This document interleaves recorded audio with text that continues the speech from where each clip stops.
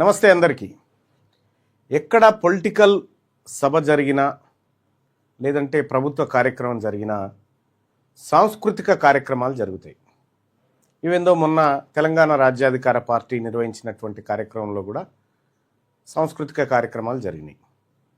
ఈ సాంస్కృతిక కార్యక్రమాలు జరిగిన దాంట్లో మీరు బాగా అబ్జర్వ్ చేయండి, 90% మంది కళాకారులు దళిత సామాజిక వర్గం నుంచి ఉంటారు. అంతేందుకు ఇప్పుడు కేసీఆర్ సభలలో, రేవంత్ రెడ్డి సభలలో, లేకపోతే ఇంకో పార్టీ సభలలో చూసినా కూడా వీళ్ళే కళాకారుల రూపంలో ఉండి ప్రజల్ని ఉత్తేజపరుస్తూ ఉంటారు.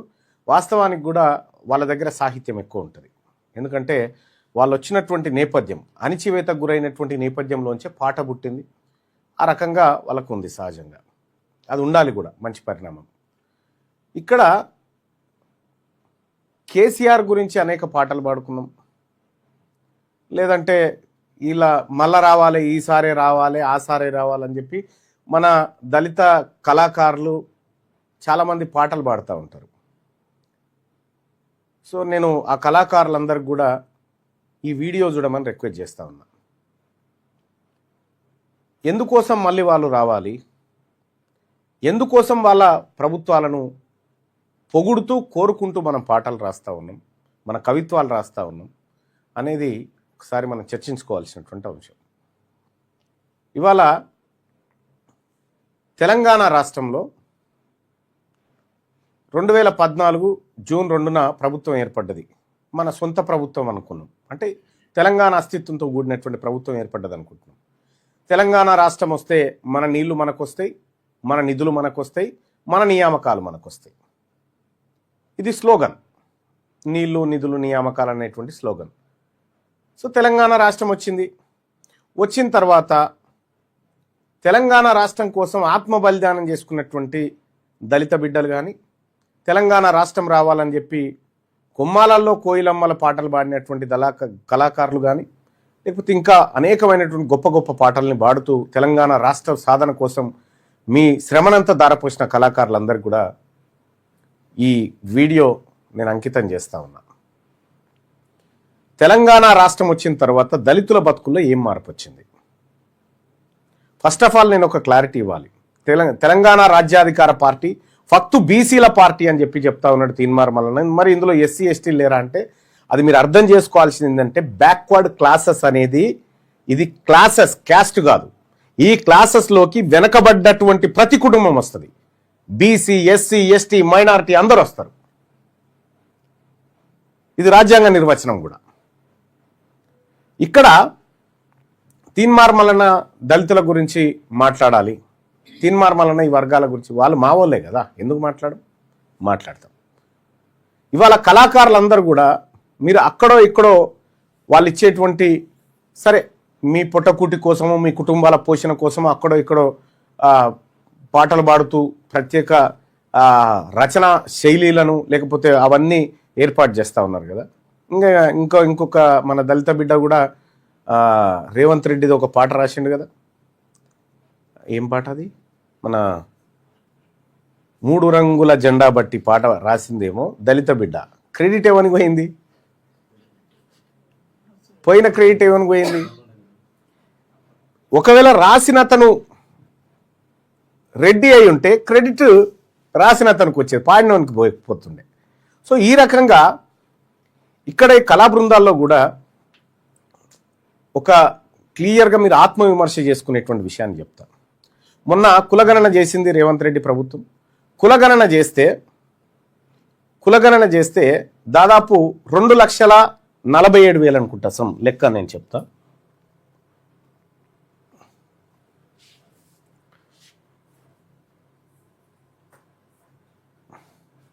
2,47,346 మంది దళితులకు, ఎస్సీలకు ఇండ్లు లేవని తేలింది. 2,47,346 కుటుంబాలకు ఇండ్లు లేవని తేలింది ఈ సర్వేలో. మరి 2014 నుంచి 2025 కేసీఆర్ దిగిపోయిన 2023 దాకా తీసుకుందాం. మరి కేసీఆర్ ఈ దళిత వర్గం కోసం, ఈ వర్గాల కోసం ఏం చేసిండు? మనం పాడుతున్న పాటలు కరెక్టేనా లేకపోతే మన కొంపలు ముంచుతున్నాయా అనేది ఒకసారి చూసుకోవాలి.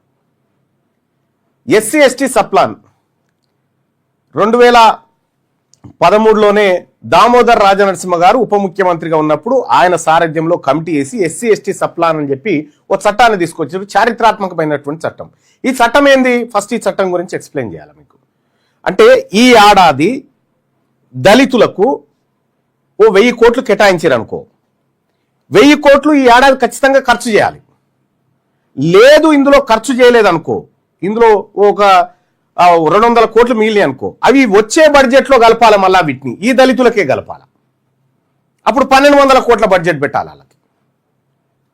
ఒకవేళ ఆడ మిస్ అయింది అనుకో, మళ్ళీ పెట్టుకుంటూ పోవాలి ముంగట. కానీ అది వేరే దానికి వాడడానికి వీల్లేదు.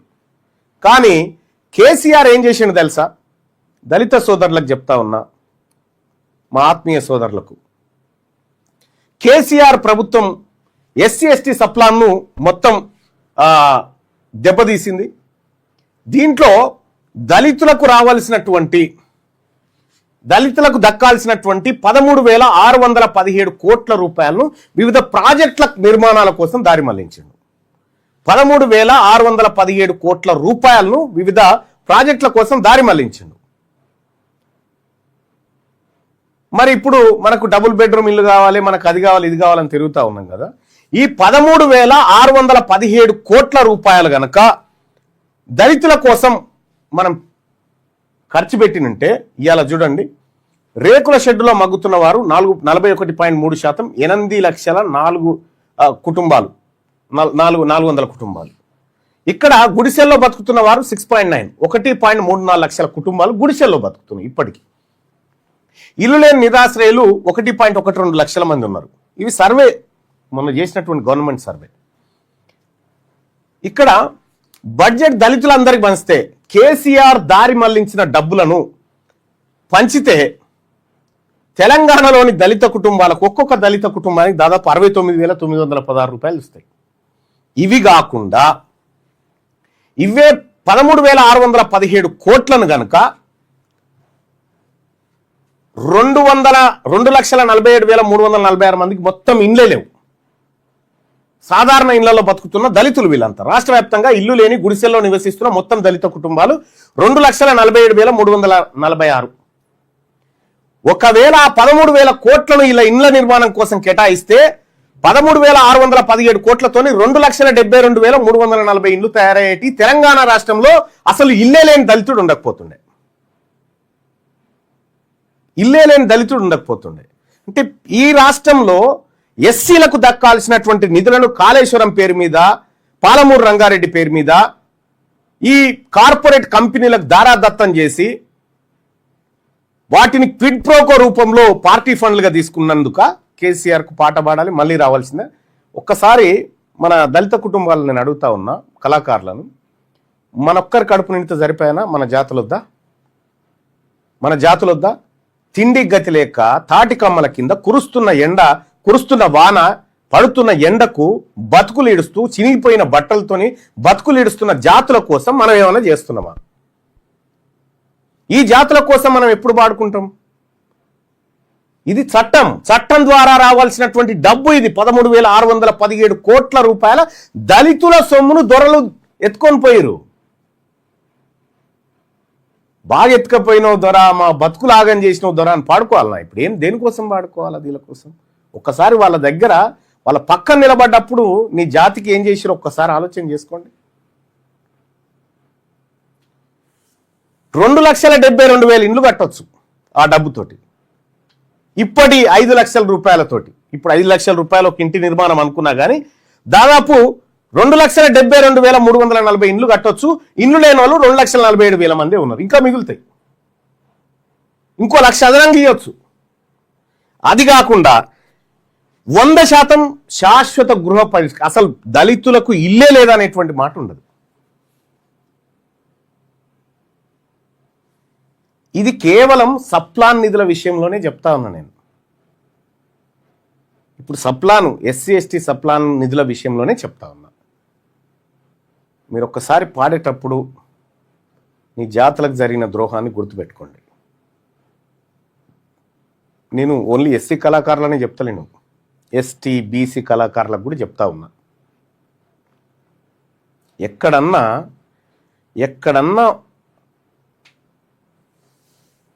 ఒక రెడ్డి దొరసాని, ఓ వెలమ దొరసాని ధూమ్ధాంల గాళ్ళ గజ్జలు కట్టుకొని ఎగిరి దుంకంగా చూసిరా? మీరు కనిపించిందా ఎక్కడన్నా మీకు? అక్కడ వాళ్ళేం కుర్చీలలో కూర్చొని మన తమాషాలు చూస్తుంటారు, మనమే ఎగిరి దుంకాల ముంగట. తెలంగాణ రాజ్యాధికార పార్టీ నిజంగా వీళ్ళకి అవసరం ఉండేనా అంటే ఇవన్నీ ఇంప్లిమెంట్ చేస్తే అవసరం లేకుండే. ఇవన్నీ ఇంప్లిమెంట్ చేయకనే ఈ పరిస్థితులు వచ్చినాయి. ఇవాళ మీరు చాలా విషయాల్ని ఇక్కడ చూడొచ్చు. ప్రత్యేకంగా ఏర్పాటు చేయబోయే దళిత గృహ నిర్మాణ ట్రస్ట్కు మళ్లించాలి, డబ్బులు మళ్లిస్తే అసలు ఇల్లే లేనటువంటి పరిస్థితి ఉండదు. ఇంకొక క్లియర్గా విషయం చెప్తా, ఇదే దళితులకు హైదరాబాద్లో బతుకుతున్నటువంటి దళిత సోదరులకు ఎంతమందికి ఇల్లు లేవో తెలుసా? 73.7 ఎస్సీ కుటుంబాలకు ఇల్లు చక్కగా లేదు. ఒక్క రూము అర్ర, మహా అయితే 2 రూములు. 75.5 ఎస్టీ కుటుంబాలకు ఇల్లు లేదు ఇక్కడ పూర్తి స్థాయిలో. వీళ్ళంతా పనిచేసేది ఎక్కడ? కన్స్ట్రక్షన్ కంపెనీల కాడ, అమ్మాలు కలిపే కాడ, ఇటుకలు మోసే కాడ, నిర్మాణాలు పెద్ద పెద్ద బంగ్లాల కాడ చిన్న చిన్న గుడిచెలు వేసుకొని బతికేటువంటి బతుకులేలే. 1.69% మంది, మొత్తం 1.64% మంది అగ్రకులాల చేతుల్లో ఇంతమంది ఇటుకలు మోసుకుంటా బతుకుతా ఉన్నారు. ఇక్కడ ఇంతమంది ఇటుకలు మోసుకుంటా బతుకుతా ఉన్నారు. మరి ఈ హైదరాబాద్, ఈ జిహెచ్ఎంసీ పరిధిలో ఇవి కదా మన ఎస్సీ ఎస్టీల బతుకులు. దీనికోసం కూడా మీరు పాటలు పాడేటప్పుడు ఒక్కసారి సరే అందరికీ అవసరం, కానీ ఈ జాతులకు వాళ్ళు చేసిన మోసం మామూలు మోసం కాదు. ఇదంతా కేసీఆర్ చేసిన ద్రోహమే ఇది. ఇప్పుడు ఈయనేమైనా చేస్తున్నంటే ఇంకా మీ గమ్మత్ విషయం తెలవాలి. ఇంకోటి ఇంకా చారిత్రాత్మకమైనటువంటి విషయం ఉంది. దళితుల పైన అత్యాచారాలు జరిగితే వాళ్ళని ఆర్థికంగా ఆదుకోవడానికి బడ్జెట్లో కొంత ఫండ్ పెట్టారు. ఇది చాలా మందికి తెలియదు. ఫండ్ పెట్టి ఆ కుటుంబాలను ఆదుకోవడానికి ఇస్తారు కదా, అనా పైసా ఖర్చు చేయాలి దాంట్లోంచి వీళ్ళు. అనా పైసా. ఎంతమంది దళితుల అత్యాచారానికి గురయ్యారు తెలంగాణ రాష్ట్రంలో, ఎంతమంది ఎస్టీలు అత్యాచారానికి గురయ్యారు తెలంగాణ రాష్ట్రంలో, అనా పైసా ఖర్చు చేయకపోగా రేవంత్ రెడ్డి వచ్చి మొత్తం దానికి బడ్జెట్ లేకుండా చేసేసి, పాత బడ్జెట్ అట్లుండగా. ఈ రకంగా ఎస్సీ ఎస్టీలకు అటు కేసీఆర్ ఇటు రేవంత్ రెడ్డి కళ్ళ ముంగట వచ్చిన ఖర్చు పెట్టాల్సిన నిధులను పక్కదారి పట్టించి దొడ్డిదారిన దోపిడీ చేస్తూ ఉంటే మనము వాళ్ళ దగ్గర పాటలు పాడుకుంటూ వాళ్ళు మళ్ళీ ఇంకొక 20 ఏళ్ళు ఈయన ఆయుషే ఆయనకు పోస్తాడు, ఈయన ఆయుష్ ఆయనకు పోసి ఇంక 20 ఏళ్ళు బతకాలి సార్ నువ్వు అని మొత్తుకుంటాడు. ఆ సార్ ఏమో చేస్తుంది గిది. అందుకోసమే ఎస్సీ ఎస్టీ సోదరులకు చెప్తా ఉన్నా, మన బతుకులు మారాలంటే, మన జీవితాలు మారాలంటే తెలంగాణ రాష్ట్రంలో బీసీల ప్రభుత్వం రావడం ఒక్కటే మార్గం. అంతకు మించిన ఇంకొక ఆప్షనే లేదు. అంతకు మించింది ఇంకొకటి ఆప్షనే లేదు. బీసీల రాజ్యం వస్తే మీరు చూడండి, ప్రపంచంలో 100 దేశాలు ఉన్నాయి కదా, ఏ దేశంలో చూసినా ఎక్కువ బలం ఉన్నట్టు ఎక్కువ వర్గము చాలా తక్కువ వర్గాన్ని అణచివేస్తూ ఉంటుంది. ఎక్కువ వర్గము చాలా తక్కువ వర్గాన్ని మెజారిటీ వర్గం వాళ్ళు ఏం చేస్తారంటే చాలా చిన్న వాళ్ళని అణచివేస్తూ ఉంటారు. ఇక్కడ ఒక్క భారతదేశంలో మాత్రమే చాలా చిన్న వర్గం చాలా పెద్ద వర్గాన్ని అణచివేస్తూ ఉంటుంది అన్నట్టు. మొత్తం ఇండియాలో ఎక్కడ లేదు ఇది, ఇక్కడ మాత్రమే. ఏది ప్రపంచంలో ఎక్కడ లేదు, ఇక్కడ మాత్రమే అది జరుగుతుంది. దాన్ని అణిచివేయడం కోసం వాళ్ళు చాలా మంచి పేర్లు పెట్టుకుంటారు. దళితులు. తెలంగాణ రాష్ట్రంలో తెలంగాణ రాష్ట్రంలో ముస్లింల జనాభా 50 లక్షలు. ఇదే తెలంగాణ రాష్ట్రంలో ముస్లింల జనాభా 12-13% జనాభాని లెక్కలలో చూయించారు. ఇదే తెలంగాణ రాష్ట్రంలో రెడ్లు 10,90,000 ఉన్నారు. వెలుమోళ్ళు అయితే 1,02,600 మంది. మైనారిటీ అంటే ఏంది? మైనారిటీ అంటే చిన్న, తక్కువ క్వాంటిటీ. మరి 50 లక్షల పైన ఉన్నటువంటి ముస్లిం ఏమో మైనారిటీ అయిండు, 1,00,000 మంది లేని వెలమోడేమో ఇక్కడ అగ్రవర్ణం అయిండు. మైనారిటీలు వీళ్ళు కదా, వీళ్ళక్కడ ఓట్లే లేవు కదా, వీళ్ళు మైనారిటీ కదా. పవర్ ముస్లింల చేతులకు రావాలి కదా, పవర్ దళితుల చేతులకు రావాలి కదా, పవర్ బీసీల చేతులకు రావాలి కదా. అంటే మనం ఈ పదాల చుట్టూ అల్లిక చేస్తూ ఉంటారు. అందుకోసమే నేనేం చేసిన, బీసీలు కాదు, మేము బిగ్ క్లాస్ అని చేసిన. బిగ్ క్లాస్, ఇందులో దళితులు, మైనారిటీలు, ఏది ట్రైబ్స్, ఈ సూదర వర్గాలన్నింటినీ కలిపి బిగ్ క్లాస్ అని చేసిన. మేము బీసీలం అంటే బిగ్ క్లాస్ అని చేసిన. సో కాబట్టి నేను మీ అందరికీ చెప్తున్నది ఒకటే, ప్రతి విషయాన్ని నిశితంగా పరిశోధించండి. ఎస్, మనం చాలా రోజుల నుంచి వాళ్ళకి పాటలు పాడినాం, జేజేలు కొట్టినాం, జిందాబాదులు కొట్టినాం, బస్ ఎనఫ్ ఈజ్ ఎనఫ్. ఇక మన రాజ్యంలోకి అడుగు పెడదాం. మన సర్జికల్ స్ట్రైక్ 59లోకి కళాకారులందరినీ కూడా ఆహ్వానిస్తా ఉన్నాం. పుట్టుకున్న రెడ్డి కళాకారులు వచ్చారా, మీకు నో ఎంట్రీ. ఎన్నో ఆడోడు ఉంటే ఉండొచ్చు, నో ఎంట్రీ మీకైతే లేదు క్లియర్గా. ఇక ఎలుమూల అంటే కళాకారుడు లేడు, వాళ్ళ లలిత కళలు వేరే, దోపిడి ఎట్లా, దొంగతనం ఎట్లా, చీటింగ్ ఎట్లా అనేది వాళ్ళ లలిత కళలు వేరే ఉంటాయి. సో కాబట్టి అటువంటి వాళ్ళకి లేదు. మన తెలంగాణ రాష్ట్రంలో ఉన్నటువంటి బిగ్ క్లాస్ ప్రజలంతా ఇవాళ తెలంగాణ రాజ్యాధికార పార్టీ నేతృత్వంలో అధికారాన్ని అందుకోబోతా ఉన్నారు. ఈ అధికారంలో మీరు కూడా భాగస్వాములు కావాలి అని చెప్పి అందరిని కూడా ఆహ్వానిస్తా ఉన్నాం.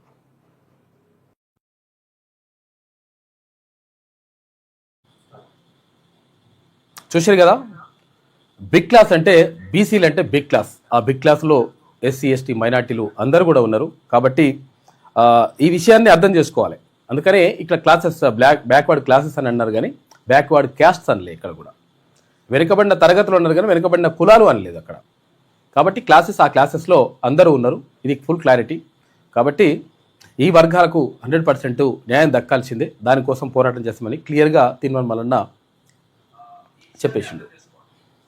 ఇక తర్వాత మొత్తం కూడా జరుగుతున్నటువంటి పరిణామాలంతా కూడా మొత్తం ఎల్నినో ప్రభావం, ఈ నీటి ఎద్దడి, తర్వాత కాళేశ్వరం నీళ్లు లేవు అని చెప్పేసి ప్రభుత్వం అంటే ఉన్నాయని చెప్పేసి గతంలో అధికారంలో ఉన్న బీఆర్ఎస్ పార్టీ అంటుంది. ఇక మాటల యుద్ధం తర్వాత కథ కమవేసి కొనసాగుతూ ఉంటే ఇక్కడ ఈటల రాజేందర్, భారతీయ జనతా పార్టీలో ఉన్నటువంటి ఈటల రాజేందర్ కూడా మీరు భేషజాలకు పోయి నీళ్లు తీసుకురాకుండా ఉండొద్దు, 100% నీళ్ళు ఉన్నాయని చెప్పేసి మాట ఈటల రాజేందర్ కూడా చెప్తా ఉన్నాడు. ఎందుకంటే గతంలో ఆయన బీఆర్ఎస్ పార్టీలో నీటిపారుదల శాఖ మంత్రిగా పనిచేసిండు. కాబట్టి ఒకవేళ కేసు లేకపోతే ఇవన్నీ కూడా ఎంక్వైరీ ఇవన్నీ కూడా జరిగితే ఆయన కూడా అందులో భాగంగా ఉంటాడు. కాబట్టి ఇట్లా అన్నాడు అనేటువంటి ఆ మాటలు కూడా కనిపిస్తూ ఉన్నాయి. ఇంకా అది నడుస్తుంది కథ. నిన్న గాన కోకిల ఎస్ జానకి పరమపదించింది. చాలా పాటలు, అద్భుతమైనటువంటి పాటలతోటి అలరించినటువంటి గొప్ప గాయని. ఆమె నిన్న తుదిశ్వాస విడిచినట్టుగా తెలుస్తూ ఉంది. ఆమెకు నివాళులు అర్పిస్తూ ఉంది మార్నింగ్ న్యూస్. ఇక వార్తల్లోకి వెళ్తే ముందుగా వెలుగుదిన పత్రిక చూద్దాం. మూగబోయిన గాన కోకిల 88 ఏళ్ల వయస్సులో అనారోగ్య సమస్యతో కన్నుమూత. మైసూరులోని ప్రైవేట్ ఆసుపత్రిలో తుదిశ్వాస. 20 భాషల్లో 48,000కు పైగా పాటలకు గాత్రం. పుట్టింది ఏపీలో, పెరిగింది తెలంగాణలో. దక్షిణ భారత నైటింగేల్ జానకి అమ్మగా ప్రసిద్ధి పొందింది. అంటే నైటింగేల్ ఆఫ్ ఇండియా అంటే సరోజిని నాయుడు చెప్తారు. అయితే ఇక్కడ దక్షిణ భారతదేశానికి నైటింగేల్గా గానకోకిలగా ఉన్నది జానకి. ఇవాళ మైసూరులో అంత్యక్రియలు నిర్వహించనున్న కర్ణాటక ప్రభుత్వం, దక్షిణాది రాష్ట్రాల సీఎంలు, సినీ ప్రముఖులు సంతాపం చెప్పిండ్రు. గోవుళ్ళు తెల్లన గోపయ్య నల్లన అని ఒక ఆ పాటనే కాదు, చాలా అద్భుతమైనటువంటి పాటలు, చాలా పాటలు అందించింది. ఈ పాటలకు సంబంధించి ఇక్కడ ఇప్పుడు ఈ పేపర్ కంటే దీంట్లో చాలా ఉన్నాయి. ఏది ఆంధ్రజ్యోతిలో బాగా రాసిండ్రు.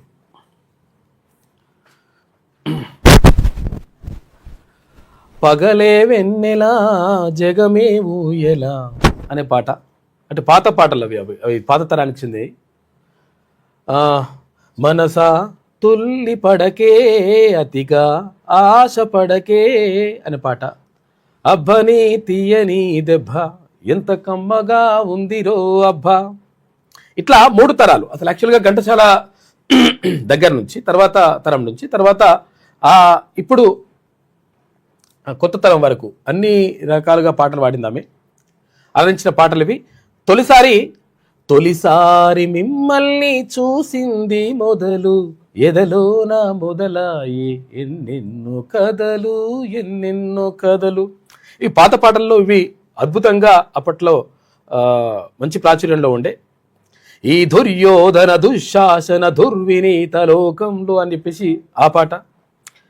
సెప్టెంబర్ మాసం అంటూ ఇట్లా ప్రేమ గీతమైన, విరహ గీతమైన, విషాద గీతమైన, క్లాసికల్ మెలోడీ అయిన ఆ గొంతు అద్భుతాన్ని పలికిస్తుంది. గోవుళ్ళు తెల్లన గోపయ్య నల్లన గోధూలి ఎర్రన ఎందువల్లన అని చెప్పేసి అందులో మిమిక్రీ కూడా చేస్తాను చిన్నపిల్లలాగా. ఇక్కడ అలకపాన్పు ఎక్కలేలా చిలిపి గోరింక అని, తర్వాత నన్ను చూసి అంతగా నవ్వుకునేందుకు చిన్నారి గొంతు వృద్ధురాలి స్వరం, ఇక మగ గొంతుతో దిగ్గజ గాయని ఎస్ జానకి పాడిన పాటలు ఇవి. నిజంగా కూడా అద్భుతమైనటువంటి పాటలతోటి తెలుగు సినీ ప్రపంచానికే కాదు 20 భాషల్లో 50,000కు పైగా సినిమా పాటల్ని పాడిందామె. నిజంగా కూడా గొప్ప గాయని. ఆమె కన్నుమూయడం చాలా బాధాకరం.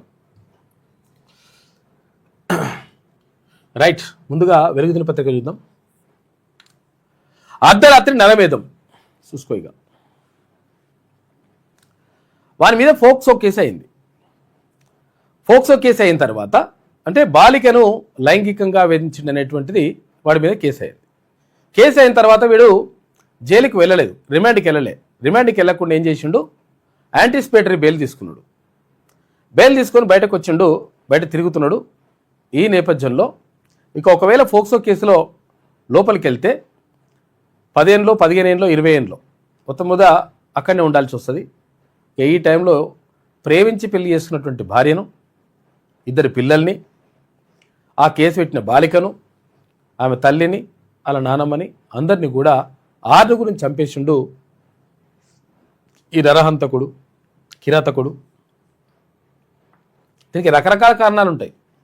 విషయం ఏంటంటే వాడు చిన్నప్పటి నుంచి పెరిగినటువంటి వాతావరణం కానీ, తల్లిదండ్రుల పెంపకం కానీ, తర్వాత చుట్టుపక్కల ఉన్నటువంటి సమాజం కానీ, తర్వాత విద్య కానీ, అన్ని రకరకాలుగా కారణాలు ఉంటాయి. ఈ కారణాలన్నిటి చేత ఇట్లా జరుగుతూ ఉంటాయి. కాబట్టి ఇవి జరగకుండా చూసుకోవాల్సినటువంటి బాధ్యత ప్రతి ఒక్కరిపైన ఉంటుంది. ప్రభుత్వం చూసుకుంటుందిలే, పోలీసులు చూసుకుంటారులే, మాకెందుకులే, ఇటువంటివి ఉంటాయి అన్నమాట. కాకపోతే అంటే పోలీసులు కూడా ఇక్కడ నిర్లక్ష్యంగా వ్యవహరించిండ్రు అనేటువంటి ఆరోపణ ఉన్నది. ఎందుకంటే వీడికి యాంటిసిపేటరీ బెయిల్ రావడం ఎట్లొచ్చింది, వాడిని ఎందుకు అట్లా బయటకు తప్పించిండ్రు అనేటువంటి ఆరోపణ కూడా ఉన్నది. సరే, ఏది ఏమైనప్పటికీ మొత్తం మీద నరమేధం మాత్రం జరిగిపోయింది. 6 ప్రాణాలు బలిగొన్నాడు వాడు ఇంకా ఆచూకు లేదు. వాడు దొరికించిన వాళ్ళకు 2 లక్షల రూపాయలు రివార్డు కూడా ప్రకటించిండ్రు. మరి ఏం చేస్తారో ఇంకా అతను తెలియదు, కానీ వాడు మొత్తం ప్రాణాలు తీసేసిండు. అర్ధరాత్రి నరమేధం, 6 అతి కిరాతకంగా చంపిన రాక్షసుడు. ఫోక్సో కేసు పెట్టిన బాలిక ఫ్యామిలీపై కక్షతో మారణకాండ. ముందుగా బాలిక ఇంట్లోకి వెళ్ళి ఆమె తల్లి, నాన్నమ్మను హత్య చేసిండు. అక్కడి నుంచి బాలికని ఎత్తుకెళ్ళిండట. ఎక్కడ? కార్లా ఎత్తుకెళ్ళి అత్యాచారం చేసి మర్డర్ చేసినటువంటి అంటున్నారు. మరి ఏం చేసినో తెలియదు. అది ఆ తర్వాత తన సొంత ఇంట్లో కిరాతకం. భార్య, ముక్కుపచ్చలారని ఇద్దరు పిల్లల ఊచకోత, తాను ఆత్మహత్య చేసుకోబోతున్నట్లు తండ్రికి ఫోన్ చేసినట. రంగారెడ్డి జిల్లా షాబాద్లో దారుణం, జాడలేని కిల్లర్, ఆచూకీ కోసం పోలీసుల గాలింపు, ఉన్నతాధికారులు సీరియస్ అయినరు. ఇక ఎస్ఐ సస్పెన్షన్. తనపై ఫోక్సో కేసు పెట్టిందనే కారణంతో ఓ బాలికపై కక్ష పెట్టుకొని సైకోలో మారిన వ్యక్తి మారణహోమం సృష్టించాడు. అర్ధరాత్రి కత్తితో ఇంట్లో చొరబడి బాలిక కళ్ళ ముందే ఆమె తల్లిని, నానమ్మను పొడిచి చంపాడు. అక్కడి నుంచి బాలికను కారులో తీసుకెళ్లి హతమార్చాడు. అనంతరం తన ఇంటికి వెళ్లి తన సొంత భార్య పిల్లలను గొంతు కోశాడు. 6గురిని చంపేశాను, నేను చస్తున్నాను అంటూ తండ్రికి ఫోన్ చేసి చెప్పి మొబైల్ స్విచ్ ఆఫ్ చేసిండట. వాడు ఉన్నాడా ఇప్పుడు చచ్చిపోయిందో తెలియదు. రంగారెడ్డి జిల్లా షాబాద్లో శుక్రవారం అర్ధరాత్రి ఈ దారుణం జరిగింది. వాడి పేరు రాజ్ కుమార్ అంట. వాళ్ళ భార్య పాపం ప్రేమించి పెళ్లి చేసుకున్నట్టు భార్య సరిత, ఇద్దరు పిల్లలు పరీక్షిత్, తర్వాత దైవీక్షిత్ అట. ఇక తర్వాత ఇక్కడ ఫోక్సో కేసు ఇచ్చినటువంటి బాలిక, ఆ తర్వాత ఆమె తల్లి, తర్వాత నానమ్మ. తల్లి లక్ష్మితో పాటు బాలిక, తర్వాత నానమ్మ, వీళ్ళందరినీ కూడా చంపేసింది వాడు. దీనికి రకరకాల కారణాలు ఉంటాయి. కాకపోతే విషయం ఏంటంటే సమాజం మొత్తం కూడా బాధ్యత తీసుకోవాలి దీన్ని. అంటే ఇక్కడ డ్రగ్స్ కానీ, లేకపోతే ఈ మందు కానీ, ఈ మాదక ద్రవ్యాలతో పాటు అంటే చిన్నప్పటి నుంచి పెరిగినటువంటి పెంపకం కానీ, తల్లిదండ్రుల పెంపకం కానీ, చుట్టుపక్కల ఉన్నటువంటి వాతావరణం కానీ, ఇవన్నీ కూడా ప్రభావితం చేస్తాయి. దాన్ని చాలా జాగ్రత్తగా, అందరి బాధ్యత ఇది. ఇటువంటి దుర్మార్గం జరగకుండా, ఇటువంటి దుర్మార్గులు తయారు కాకుండా ఉండడానికి అందరి కృషి అవసరమవుతుంది. ఇక గేట్లు తెరిచి పంపులు నడపడం అసాధ్యం, కాళేశ్వరంపై ప్రతిపక్షాలవి శుద్ధ అబద్ధాలని చెప్పేసి సీఎం రేవంత్ రెడ్డి అంటున్నాడు. ప్రాజెక్టును ముంచిన దొంగల చేతికి మళ్లీ తాళాలిచ్చే ప్రసక్తే లేదు, బినామీల వెనుక దాక్కోకుండా ఎల్ఎన్టీ సబ్ కాంట్రాక్ట్ తీసుకోవాలని హరీష్ రావుకు సవాలట. నీటిని నిల్వ చేసి ఎత్తిపోసేందుకు ఎన్డీఏసీ అనుమతులు తేవాలని ఈటలకు సీఎం సవాల్ విసిరిండు. ఈటల కూడా అంటున్నాడు ఇది నీళ్లు ఎత్తిపోయొచ్చు కదా, ఉంచొచ్చు కదా అని చెప్పేసి ఈటల కూడా అంటే లేదని చెప్పేసి ముఖ్యమంత్రి చెప్తున్నాడు. జైలు భయంతోనే కిలాడి కమిటీ డ్రామాలు, తప్పు చేసిన ప్రతి ఒక్కరిని బోనులో పెడతాం, ఆంధ్ర కాలేజీల యాజమాన్యాలపై హరీష్ బ్లాక్మెయిల్ రాజకీయం, చేసిన పాపాలు బయటపడేసరికి కేసీఆర్ ఫామ్ హౌస్లో దాక్కుండాని విమర్శ. ఇక డిప్యూటీ సీఎం పట్టి మంత్రులు ఉత్తమ్ పొన్నంతో కలిసి నిన్న మీడియా సమావేశంలో మాట్లాడాడు ముఖ్యమంత్రి రేవంత్ రెడ్డి. ఇది మొత్తం కూడా లీలా యుద్ధం నడుస్తున్నట్టుగా మొత్తం ఇట్లా నడుస్తూ ఉంది కథ. అసలు ఇప్పుడు ఈలు చెప్పింది కరెక్టా, ఆలు చెప్పింది కరెక్టా అని ప్రజలు కన్ఫ్యూజన్లో పడే పరిస్థితిని క్రియేట్ చేస్తున్నారు నాయకులు. ఇట్లున్నది కథ. కాళేశ్వరం బ్యారేజీల్లో నీరు నిల్వ చేయకుండా పంపౌతుల ద్వారా నీటిని ఎత్తిపోస్తామంటూ ప్రతిపక్షాలు చెప్పడం శుద్ధ అబద్ధమని సీఎం రేవంత్ రెడ్డి పేర్కొన్నారు. నిజంగా ఒకవేళ అట్లా ఇవన్నీ చేసేది ఉంటే వాళ్ళే ప్రాజెక్టులో నీళ్లు నింపుదురు, వాళ్ళే మొత్తం కూడా దాన్ని అంతా కూడా సెట్ చేదురు. ఎందుకని అప్పుడు అధికారంలో బీఆర్ఎస్ పార్టీ ఉంది. మరి పార్టీ ఉన్నప్పుడు మరి అప్పుడు చేయనటువంటి పనులు ఇప్పుడు ఎట్లా చేస్తామని అంటున్నారు.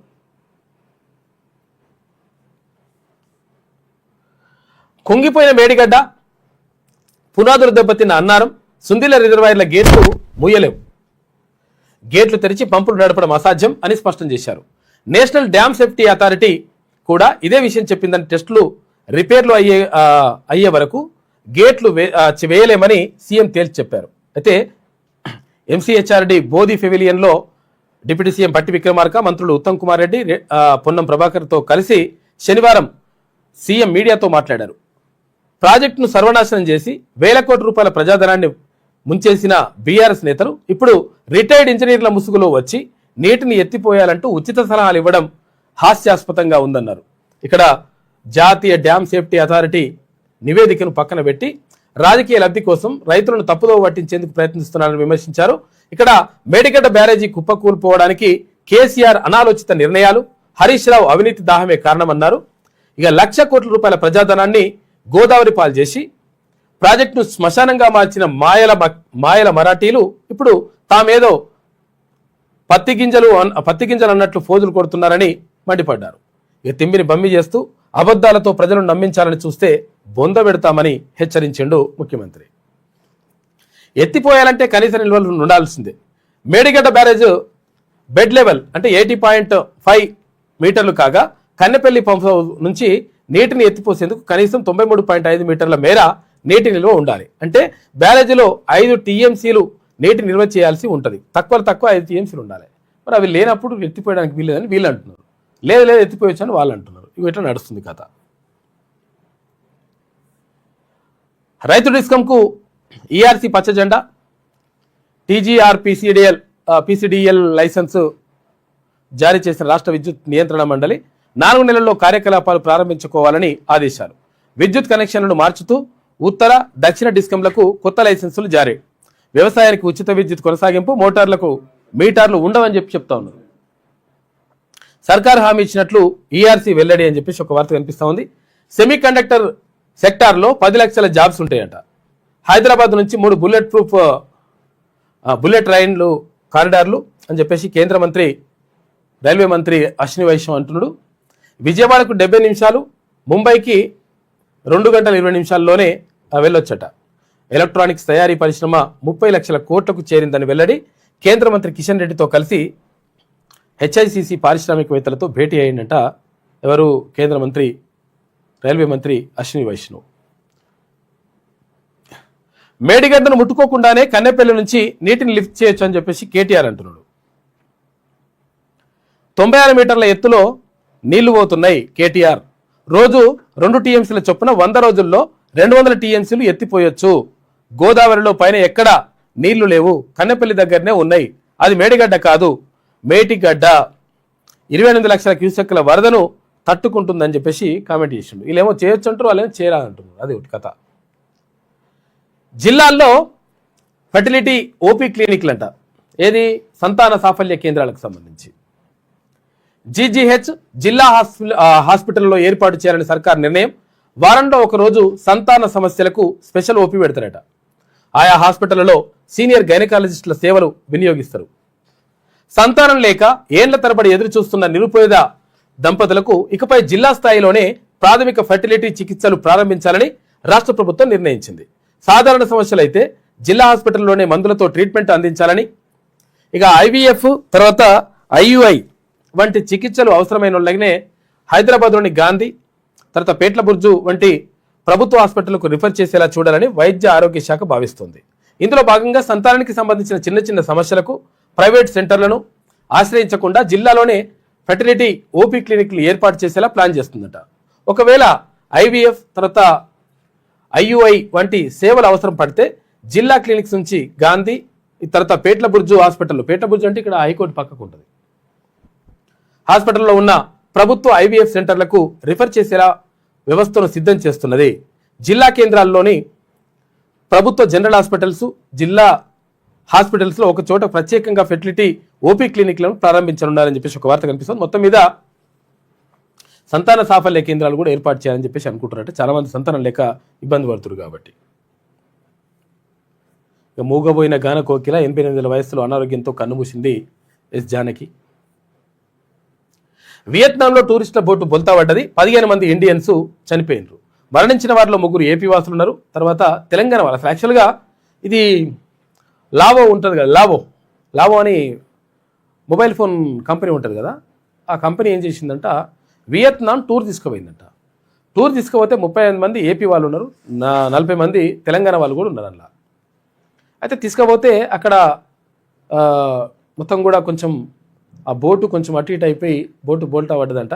ఆ బోల్తా పడ్డ టైంలో తెలంగాణ వాళ్ళు లేరు అందులో. అయితే వేరే ఉన్నదంట, వీళ్ళది వేరే వాళ్ళది వేరే ఉన్నట్టుంది. దాంతో ఆ బోటు బోల్తా పడితే అందులో 15 మంది చచ్చిపోయారట పాపం. అందులో 3 ఏపీ వాళ్ళు ఉన్నారు. ఇంకా కొంతమంది తీవ్ర అస్వస్థతతో ఉన్నారంట, తీవ్ర పరిస్థితి బాగాలేదంట, విషమంగా ఉందని తెలుస్తూ ఉంది. నిజంగా ఏంటంటే అసలు యాక్చువల్గా విహారయాత్రకు, విజ్ఞాన యాత్రకు తీసుకుపోతే పాపం ఇట్లా జరగడం నిజంగా దురదృష్టకరం అసలు యాక్చువల్గా.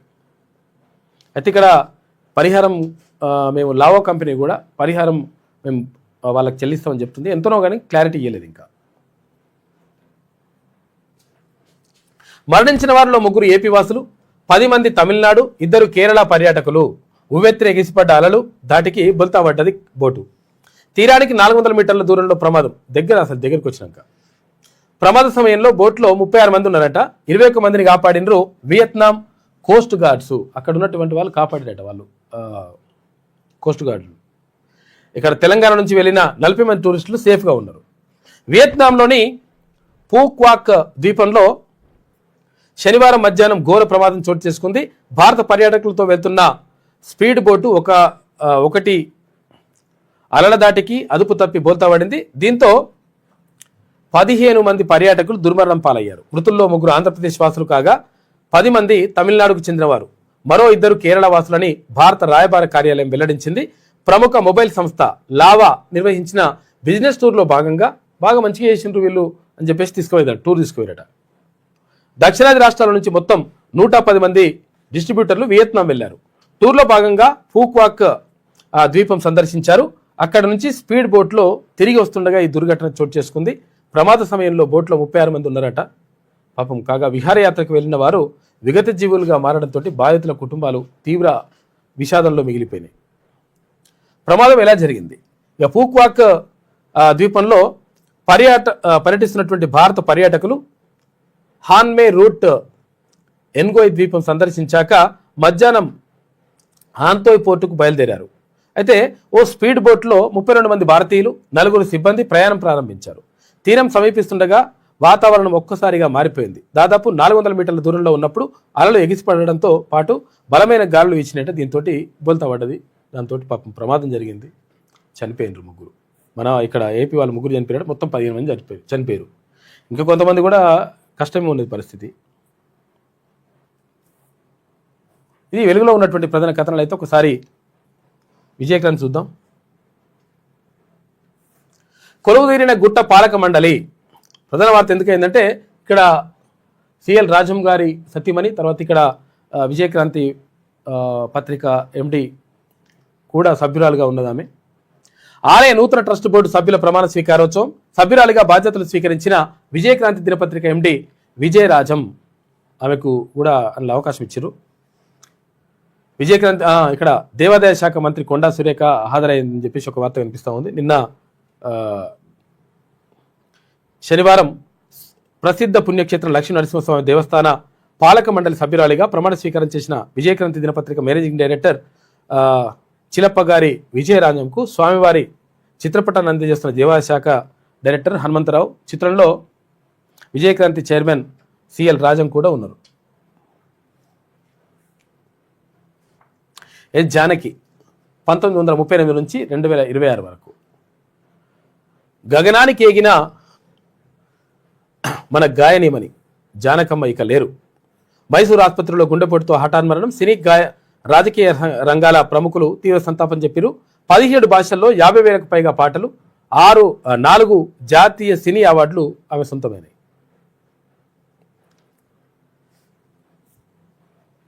కిలాడి కమిటీ కన్నెపల్లి పాటెత్తుకున్న బీఆర్ఎస్ గ్యాంగ్లో చేరిన ఈటల అని చెప్పేసి ఒక వార్త కనిపిస్తూ ఉంది. కిలాడి కమిటీ అంటే ఏంటంటే ఏది రిటైర్డ్ ఇంజనీర్ల బృందం ఓ కమిటీ ఒక నివేదిక ఇచ్చిందంట. ఏంటంటే ఏం లేదు, నీళ్ళు నింపొచ్చు, ప్రాబ్లం లేదు, మంచిగా ఉంటుందని. ఇప్పుడు ప్రభుత్వం ముఖ్యమంత్రి ఏం చెప్తున్నారంటే వీళ్ళందరూ కూడా ఆ లంగ కథలలో పాల్గొన్నారు. వీళ్ళందరూ కూడా భాగస్వాములే అందరూ. ఎందుకంటే కాళేశ్వరం ప్రాజెక్టు కట్టినప్పుడు ఇప్పుడు ఈ రిటైర్డ్ ఇంజనీర్లు ఎవరైతే చెప్తున్నారో ఆ రిటైర్డ్ ఇంజనీర్లు కూడా అప్పుడు అందులో ఉన్నారు. కాబట్టి వాళ్ళ భాగస్వామ్యం కూడా ఉంది. కాబట్టి అది నింపొచ్చు, మంచిగానే ఉంటుంది అట్టిట్ట అని చెప్తున్నారు. కాబట్టి ఇది తప్పు అంటున్నాడు ముఖ్యమంత్రి రేవంత్ రెడ్డి. కేసీఆర్ నేతృత్వంలోని ఆ కమిటీలో హరీష్, ఈటల, కేటీఆర్, ఈటల సభ్యులు. హరీష్ రావు సూచనలు, ఈటల మాటలు. కాంగ్రెస్ ప్రభుత్వాన్ని దోషిగా నిలబెట్టాలని బీజేపీ కుట్ర. కాళేశ్వరం ప్రాజెక్టుకు మేడిగడ్డ బరాజ్ వెన్నుపూస అదే విరిగింది. నీళ్లు ఎత్తిపోసినా మళ్ళీ మేడిగడ్డకు రావాల్సిందే. చెల్లపల్లి జైలుకు పంపితే వారి అప్పులేంటో తప్పులేంటో తెలిసేవి. ఆంధ్రోళ్ళ మోచేయి నీళ్లు తాగే హరీష్, నీది ఒక బతికేనా? క్రషర్ల దగ్గర కమిషన్లు వదలడం లేదు అని చెప్పేసి ముఖ్యమంత్రి రేవంత్ రెడ్డి నిన్న గట్టిగా అడుచుకున్నాడు. అగో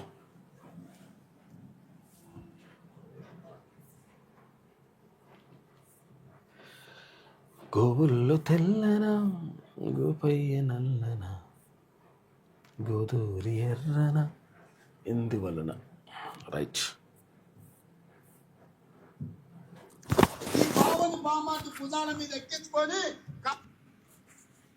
We are there to hand over this project to Medgatta Annaram Sundilla to NDSA authority. Not this కిలాడి కమిటీ. ఎన్డీఎస్ఏ కమిటీ నుంచి నిపుణులను తీసుకొచ్చి వాళ్ళ పర్యవేక్షణలో ఎత్తండి. మాకప్పచెప్పు అంటారు కదా, దొంగోనికి చెప్పే లాభం అన్నారు కొంతమంది. గుడి ముందర చెప్పులు కూడా ఎత్తుకుపోతారు. మామ అల్లులు అంతకంటే అతనికంటే కనుడు ఆచంట మల్లన్న అని మామ గుడిని మింగితే అల్లుడు గుడిలో ఉన్న లింగాన్ని కూడా మింగే రకం. కమిషన్ లో ఎంత అదనంగా వసూలు చేసినావో తెలిసి ఆయన లక్కీ నెంబర్ 6% ఆయనదైతే నా లక్కీ నెంబర్ 3% అని ఈయన వసూలు చేసింది. బావకు 3 ఇస్తే మరి నాకు 1 అని ఉండాలి కానీ కొడుకు 1 వసూలు చేసింది. మొత్తం కలిసి 10% ముక్కి బొక్కిన సంగతి నీ మామకి తెలిసే కదా నిన్ను దూరంగా పెట్టింది. సంవత్సరం నీకు మంత్రి ఇయ్యలేదు, ఆ తర్వాత ఇంకేదో ఇచ్చిండు. ఇప్పుడు వచ్చేసి మమ్మల్ని అడుగుతుండు నాకు ఇచ్చేసే శాఖ అని. ఎందుకంటే పాత కమిషన్లు కొన్ని రావాల్సిన ఉన్నాయి, కాంట్రాక్టర్లు ఇవ్వలేదు 3 నెలలు ఇస్తే. ఎందుకంటే పాత కమిషన్లు కొన్ని రావాల్సిన ఉన్నాయి, కాంట్రాక్టర్లు ఇవ్వలేదు 3 నెలలు ఇస్తే అవన్నీ రాబట్టుకోవచ్చు, వాళ్ళని బ్లాక్ మెయిల్ చేయొచ్చు. నిష్ణాతుడు బ్లాక్ మెయిల్ పెద్ద ప్లానింగే.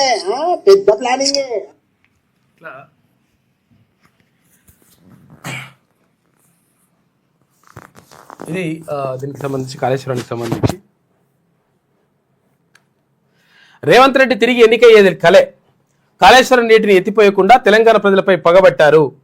ఇక్కడ సీఎం సొంత సర్వేలో బీఆర్ఎస్ కు 78 సీట్లు వచ్చింది ముమ్మాటికి నిజమని కేటీఆర్ అంటున్నాడు. ఇక ఢిల్లీకి మరి అట్లయితే ఇప్పుడు తమిళనాడులో ఎవరు రావాలి, ముఖ్యమంత్రి ఎవరు ఉండాలి? స్టాలినే ఉండాలి ఒకవేళ నిజంగా అట్లనే అంటే. ఢిల్లీకి ఈఎంఐ కట్టే సీఎం మేడిగడ్డతో కాదు పోలవరంతోనే భద్రాచలానికి ముప్పు, BRS working president KT Ramarao మాట్లాడాడు. చేపా చెరువు చేరవా అని చెప్పేసి అడుగుతున్నాయట. ఏమైంది ఇక్కడ మత్స్యకారిక అది సంఘానికి సంబంధించి చెరువుల చేపలు ఎత్తలేరట, తర్వాత ఆగమాగం ఉన్న పరిస్థితి అని ఒక కథనం వేసింది. సంక్షోభంలో తెలంగాణ మత్స్య పరిశ్రమ, వానాకాలం వచ్చినా చేప పిల్లల పంపిణీ జాడలేదు. ఇక్కడ టెండర్ల ఫైల్ పక్కన పెట్టిన ప్రభుత్వం 128 కోట్ల రూపాయల బకాయిలు, కాంట్రాక్టర్ల వెనుకడుగు, 5 లక్షల మత్స్యకార కుటుంబాల జీవనోపాధి ప్రశ్నార్థకంగా మారిందని ఒక ప్రత్యేక కథనం వేసింది విజయక్రాంతి దినపత్రిక. వానాకాలం ప్రారంభమైన రాష్ట్రంలో మత్స్యకారులకు అందాల్సిన ఉచిత చేప పిల్లల పంపిణీ ప్రక్రియ ప్రారంభం కాలేదు. ఏటా జూన్లోనే పూర్తి కావాల్సిన టెండర్ల ప్రక్రియపై జూలై వచ్చిన ప్రభుత్వంలో ఎలాంటి కదలిక లేదు. దీంతో రాష్ట్ర వ్యాప్తంగా 5 లక్షల మత్స్యకార కుటుంబాల జీవనోపాధి ప్రమాదంలో పడినట్టు అయింది. అయితే ప్రభుత్వ ఉదాసీనత వల్ల మత్స్యరంగం తీవ్ర సంక్షోభంలో పడింది. రాష్ట్రంలోని 77 భారీ రిజర్వాయర్లు, 4647 మత్స్యకార చెరువులు, మత్స్యశాఖ చెరువులు, 19465 చిన్న నీటి వనరుల్లో ఉచితంగా చేప పిల్లలను వదిలేందుకు సాధారణంగా ఏప్రిల్ మే నెలల్లోనే మత్స్యశాఖ ప్రణాళికలు సిద్ధం చేయాల్సి ఉంటుంది. కానీ ఇప్పటివరకు ఎత్తలేదు గతలేదట. మరి ఏమైంది ఏం కథ అనేది మొత్తం నడుస్తూ ఉంది కథ. చేప పిల్లల కథ అట్లా నడుస్తుంది. ఇక తెలంగాణ త్వరలో బుల్లెట్ ట్రైన్ హబ్ అవుతుందని చెప్పేసి కేంద్ర మంత్రి అంటున్నాడు. హైదరాబాద్, చెన్నై, బెంగళూరును కలుపుతూ బుల్లెట్ ట్రైన్లు, 7 బుల్లెట్ ట్రైన్లతో 3 రూట్లు తెలంగాణకే. రాష్ట్రంలో 40 రైల్వే స్టేషన్ల ఆధునీకరణకు నిధులు. వికసిత్ భారత్ సదస్సులో కేంద్ర మంత్రి అశ్విని వైష్ణవ్ అంటున్నాడు. సాంకేతికతను సృష్టించి ప్రపంచానికి అందించాలి. ఆధార్, యూపీఐకి ప్రపంచ స్థాయి గుర్తింపు, 3 అతిపెద్ద స్టార్టప్ ఇకోసిస్టమ్గా భారత్ అని చెప్పేసి కేంద్ర మంత్రి కిషన్ రెడ్డి అంటున్నాడు. కేంద్ర మంత్రి కిషన్ రెడ్డి సింగరేణి భరోసా యాత్ర 13-14 తేదీల్లో ఉంటుందంట.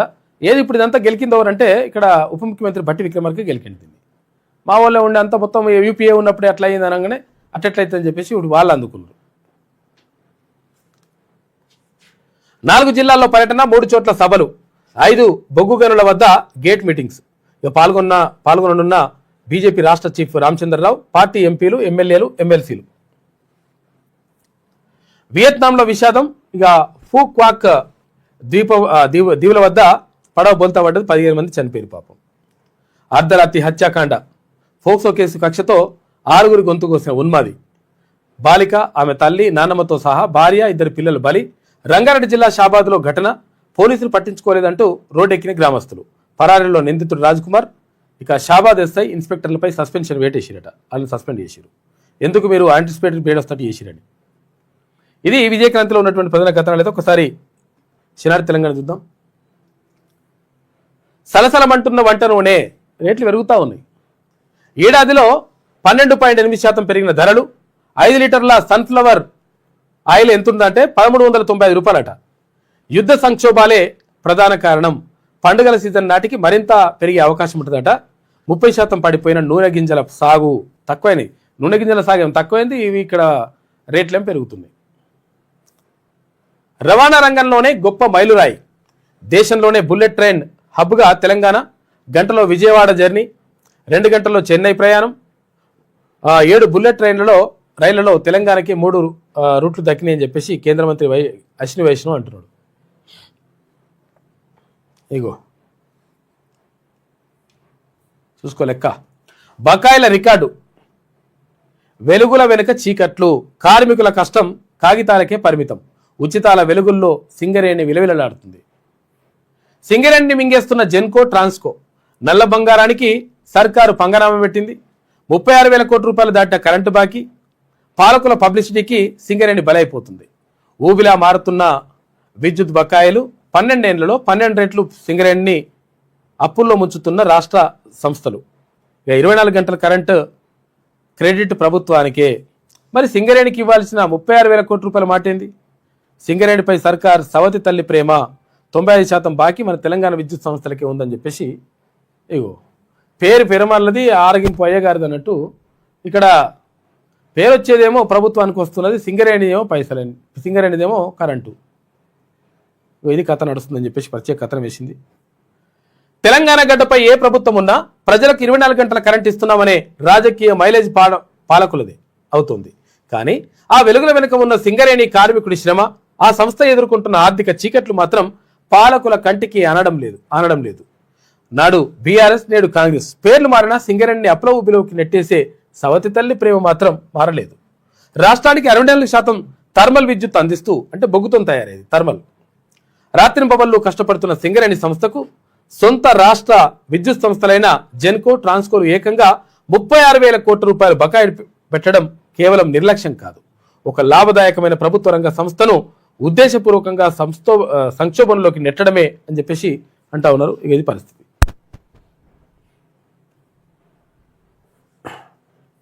ఇక వియత్నాంలో ఘోర ప్రమాదం. నదిలో బోల్తాపడ్డ టూరిస్టు బోటు.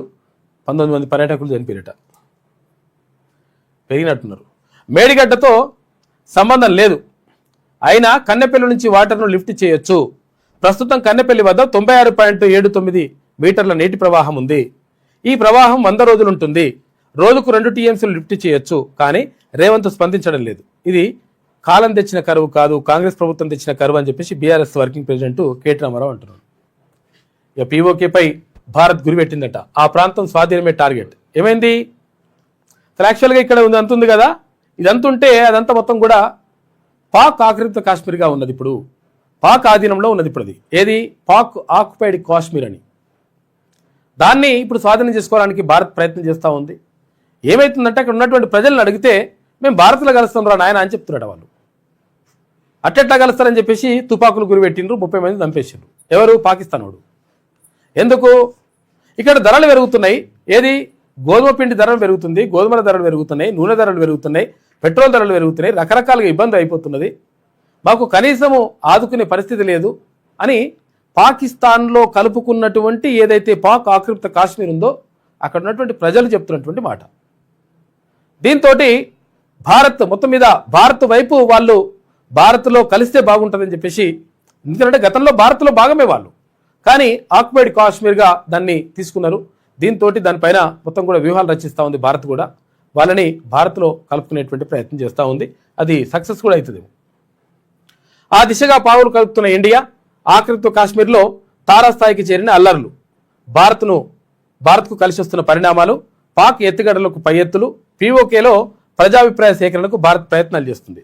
అంతర్జాతీయ సమాజం మద్దతుపై సమాలోచనలు, పరిస్థితులు అనుకూలిస్తే పీఓకే స్వాధీనానికే మొగ్గు అని చెప్పేసి ఒక వార్త కనిపిస్తూ ఉంది. మొత్తం మీద ఇదంతా కూడా అసలు యాక్చువల్గా భారత్ భూభాగమేది. కార్గిల్ తర్వాత అంతా ముందు టైంలో మొత్తం మెల్లగా ఆక్యుపై చేసిండ్రు లంగా కొడుకులు.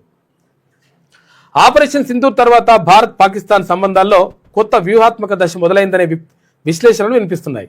దశాబ్దాలుగా దౌత్య వేదికలకే పరిమితమైన పీఓకే అంశాన్ని భారత్ ఇప్పుడు మరింత బలంగా ప్రస్తావిస్తోంది. పీఓకే భారత్లో అంతర్భాగమేనని కేంద్ర ప్రభుత్వం పలుమార్లు స్పష్టం చేస్తుండగా అక్కడి ప్రజల పరిస్థితులు కూడా అంతర్జాతీయ వేదికలపై చర్చకు దారితీస్తున్నాయి. వాళ్ళందరూ కూడా భారత్లో కలవాలని కోరుకుంటారట, ఇండియాలో కలవాలని. ప్రకృతి కరువు కాదు రేవంత్ తెచ్చిన కరువు. కేసీఆర్కు మంచి పేరు వస్తుందనే కన్నెపల్లి మోటార్లు ఆన్ చేయట్లే అని హరీష్ రావు అంటుండు. 80,000 ఎకరాలకు సాగునీరు అందడం ఖాయం. షాబాద్ హత్యలు ముమ్మాటికి ప్రభుత్వ హత్యలే, సీఎం రాజీనామా చేయాల్సిందని మాజీ మంత్రి హరీష్ రావు అంటున్నాడు. ఫతేనగర్లో ఈగల్ ఫోర్స్ భారీ ఆపరేషన్. చిన్నపిల్లలకు గంజాయి అమ్ముతున్న తల్లి కొడుకుని అరెస్ట్ చేసిరట. ఇంటి వద్దే గంజాయి సేల్, 5 గ్రాముల ప్యాకెట్కు 500 రూపాయల అమ్మకమట.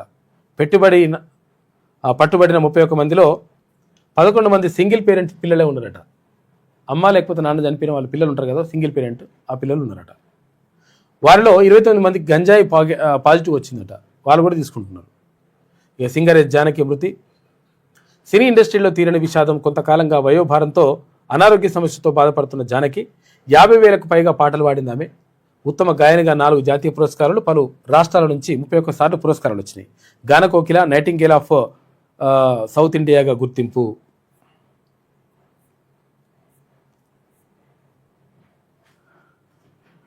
ఇన్నాళ్ళు మైనార్టీలను ఎవరు పట్టించుకోలే. నేను మొన్నటి వరకు బీఆర్ఎస్లోనే ఉన్నా. ఆ పార్టీకి మైనార్టీ సమస్యలపై పరిష్కారం పట్ల పెద్దగా చిత్తశుద్ధి లేదు. కానీ టీఆర్పీ మైనార్టీలకు అధిక ప్రయారిటీ ఇస్తోంది. టీఆర్పీ చీఫ్ తీన్మార్ మల్లన్న ఆశయాలు చాలా గొప్పవి.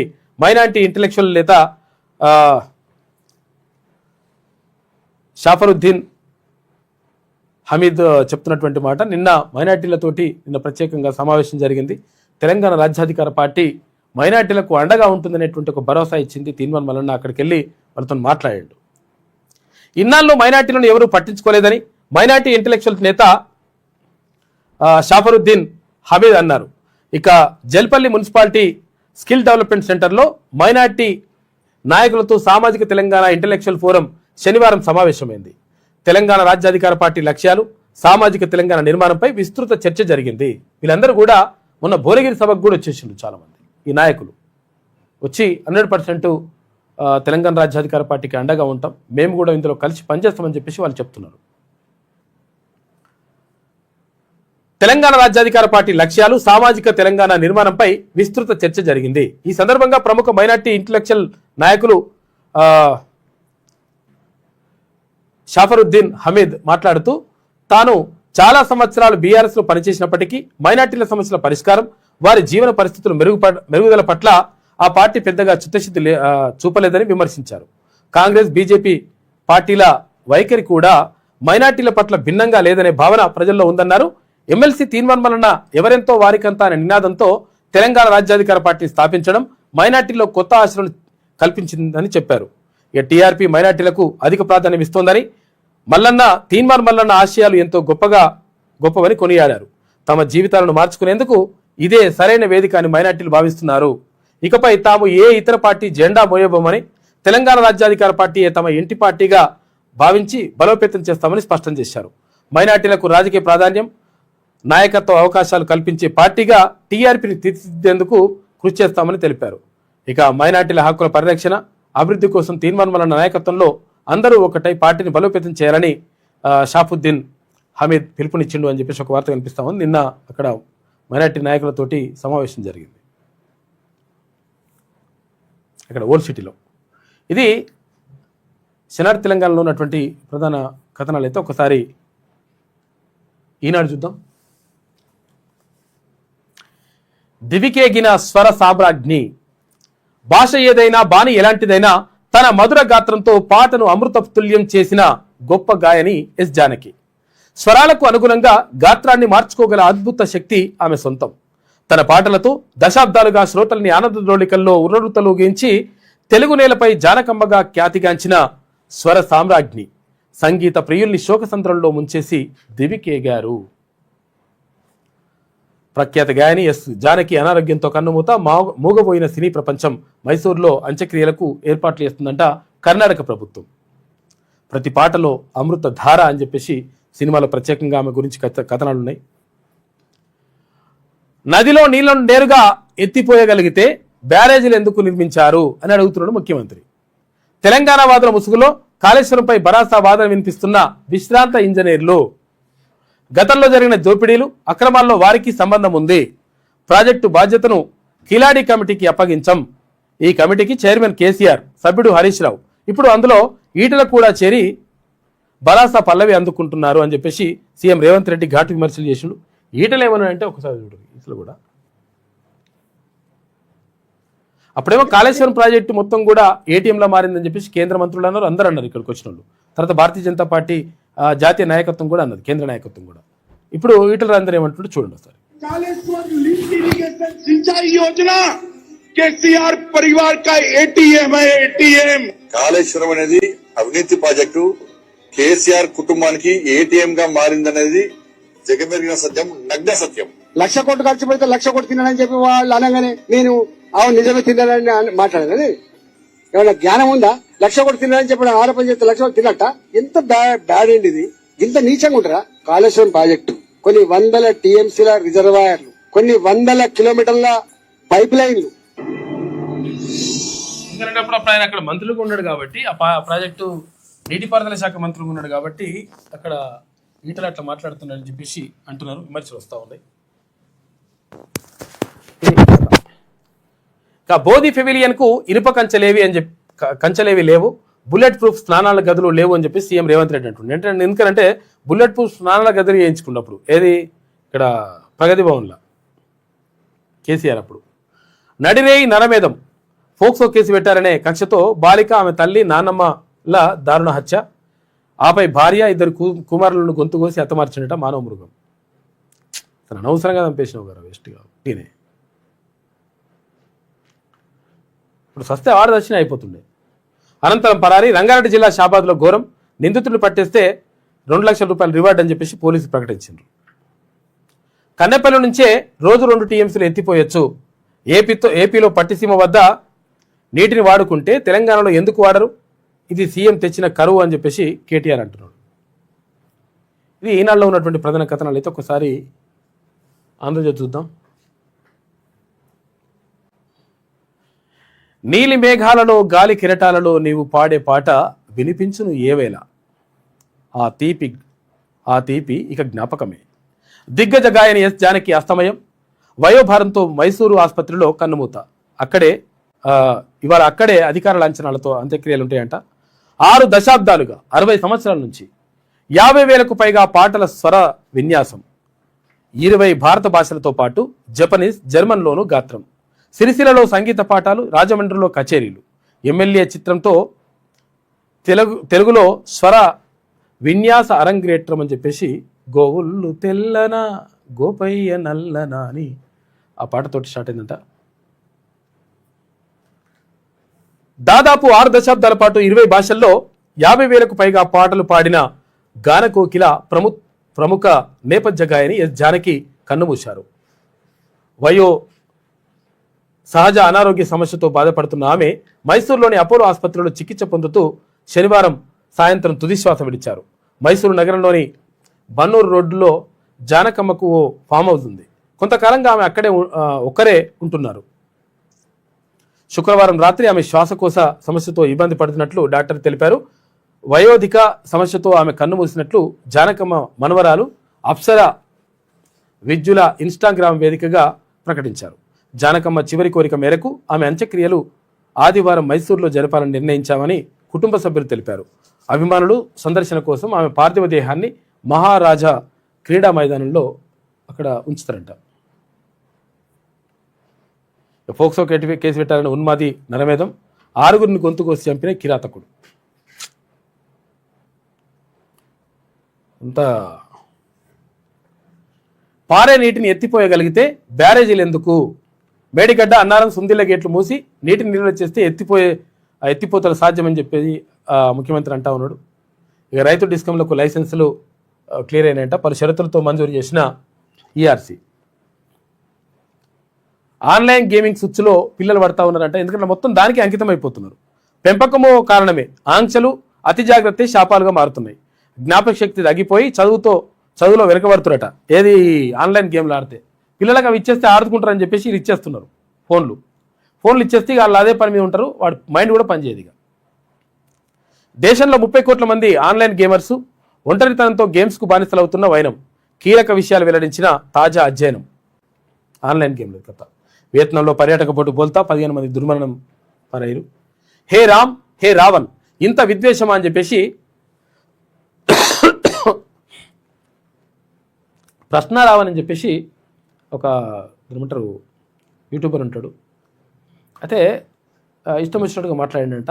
ఇక్కడ ఉప ముఖ్యమంత్రి ఏపీ ఉప ముఖ్యమంత్రి పవన్ కళ్యాణ్ పైన అనుచిత వ్యాఖ్యలు చేసిందనేటువంటి ఆరోపణలు ఉన్నాయి. దీంతో అరెస్ట్ చేసి తీసుకుపోయినారు. అయితే ఇట్లా ఎందుకు మాట్లాడుతున్నారు, ఏం జరుగుతుందని చెప్పేసి ఒక ప్రత్యేకంగా ఒక కొత్త పలుకు రాసిండు ఆర్కే. హే రామ్ హే రావణ్ ఇంత విద్వేషం అవసరమా? కుల మత ప్రాంతాల వారిగా ఏమిటి విషజ్వాలలు? ఈ పరిణామాలు ఎవరి కోసం? శ్రీరాముడిని రావణ బ్రహ్మను కూడా తుచ్చ రాజకీయాల కోసం ముడిసరుకుగా వాడుకోవడం ఏంటి? కొంతమంది యువతీ యువకులు పార్టీల చేతిలో పావులుగా మారి సోషల్ మీడియా వేదికగా రెచ్చిపోతున్నారు. తెలంగాణలో మరుగున పడుతున్న తెలంగాణ సెంటిమెంట్ను రగిలించడానికి ప్రయత్నం జరుగుతుండగా ఏపీలో కులమత ప్రాతిపదికన విభజన సృష్టించే ప్రయత్నాలు మొదలయ్యాయి. ఈ క్రమంలో జోసెఫ్ అలీ అలియాస్ రావణ్ చేసిన వ్యాఖ్యలు తీవ్ర వివాదాస్పదమైనవి. రాజకీయ ప్రయోజనాల వేటలో మత గ్రంథాల జోలికి వెళ్ళడం ఎందుకో రంధ్రాన్వేషణ చేయడం మొదలు పెడితే ప్రతి మత గ్రంథంలోనూ లోపాలు కనిపిస్తాయి. ఒక మతం వారు మరో మతానికి చెందిన ఆరాధ్య దైవాలను కించపరుస్తూ పోతే పరిస్థితి ఎక్కడికి దారితీస్తుందో అర్థమవుతుందో అని చెప్పేసి. ఎందుకంటే ప్రతి మతంలో కూడా మంచి ఉంటుంది, చెడు ఉంటుంది. మంచిని తీసుకోవాలి, చెడుని పక్కకు పెట్టాలి. అసలు యాక్చువల్గా ఈ చెడుని ఎత్తి చూపితే ఏమవుతుంది?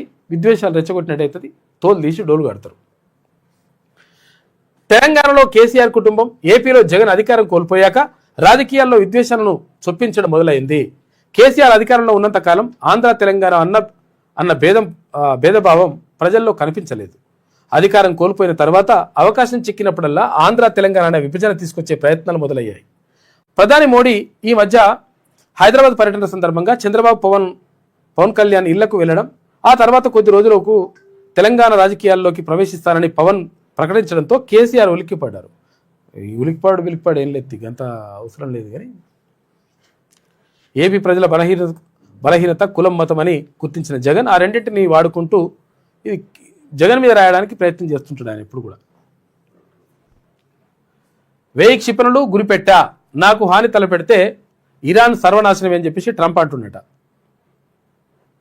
హార్మోజ్ పూర్తిగా తెరుస్తున్నట్లు 24 గంటల్లో అధికారిక ప్రకటన చేయాలని ఇరాన్కు స్పష్టీకరణ. నాన్న మరణానికి ప్రతీకారం తప్పదని చెప్పేసి మొదట ఓ ప్రకటన చేసినట. ఐఎన్ఎస్ మహేంద్రగిరి జాతికి అంకితం, ఏఐ వచ్చినా సైనిక శక్తితోనే విజయాలు అని చెప్పేసి రాజ్నాథ్ సింగ్ అంటున్నాడు. అంతే. ఇది ఆంధ్రజ్యోతిలో ఉన్నటువంటి ప్రధాన కథనాలు. అయితే ఒకసారి నమస్తే తెలంగాణ చూద్దాం. ఆద్యంతాలు లేని అమరగానం, గానకోకిల జానకి అస్తమయం, శోకసంద్రంలో సంగీత ప్రపంచం, జానకమ్మ మరణం సినీ సంగీతానికి తీరని లోటు అని చెప్పేసి కేసీఆర్ కాకపేరు రావాలి కాబట్టి ఇవన్నీ రాసుకొచ్చినాడు.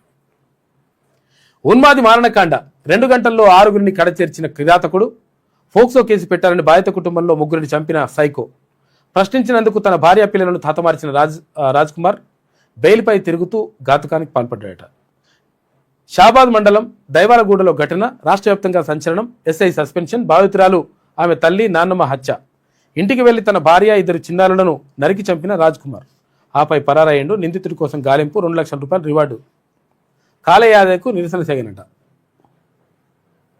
ఆ హత్యలకు కారణం పోలీసు లాలూచి.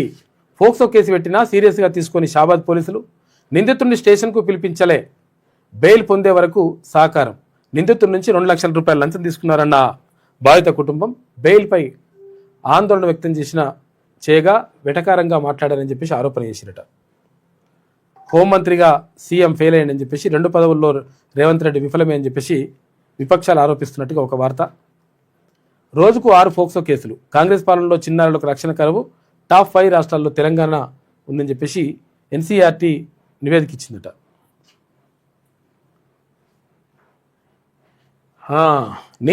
ఎత్తను ఎన్డీఏసీ చెప్పేదాకా ఇంతే అని చెప్పేసి రేవంత్ అంటుండని 3 బరాజులు పనికిరావని కేంద్రమే చెప్పింది. బరాజు గేట్లు మూయకుండా ఎత్తిపోత కుదరదు. కాళేశ్వరం మరోమారు ముఖ్యమంత్రి జాట్ అని చెప్పేసి ఒక వార్త కనిపిస్తూ ఉంది. జూటా అని చెప్పేసి ఒక వార్త కనిపిస్తూ ఉంది. నివేదికల సాకులు, రిటైర్డ్ ఇంజనీర్లపై రుసరుసలు, నీళ్లు ఎత్తమనడం తప్పుదో పట్టించడమేనట అని చెప్పేసి రిటైర్డ్ ఇంజనీర్లు ఇప్పుడు ఎక్కడ బీఆర్ఎస్తోని కలిసి ఉంటున్నారట. రేవంత్ నోట హంతక భాష, పంటలకు వాళ్ళ రక్తం చల్లాలి అని చెప్పేసి. రైతు ద్రోహి రేవంత్, సొంత రాష్ట్రం ప్రాజెక్టుల వల్ల సొంత గడ్డకి ప్రమాదం ఉన్నదని చెప్పేసి అంటున్నాడట. Nita Ambani the most powerful women 2026 అంట యాడ్ ఇచ్చినట్టున్నారు. గలగలా గోదావరి ఆంధ్రకు పారి అని చెప్పేసి ఇట్లా. భూసేకరణ కోసం పోలీస్ యాక్ట్, కొడంగల్ లిఫ్ట్ కోసం సర్కార్ కొత్త ఎత్తుగడ వేస్తుందంట. వికారాబాద్ జిల్లాలో అమలులోకి పోలీస్ యాక్ట్, రైతులు అడ్డుకోకుండా ప్రభుత్వం కఠిన చర్యలు, భూములు ఇవ్వబోమని చెప్పేసి కాళ్ళపూర్ రాపూర్ రైతులు ఎకరానికి 50 లక్షలు ఉద్యోగం కోసం డిమాండ్, 20 లక్షల పరిహారంతో సరిపెడుతున్న సర్కార్, 1400 ఎకరాల వరకు భూసేకరణ అడుగులు, నిరాకరిస్తే భూమి గుంజుకునేందుకు పోలీస్ యాక్ట్ పెడతారట. సముద్రంలో బతుకులు సమాధి అయిపోయిన నిన్న 15 మంది చచ్చిపోయారట పాపం.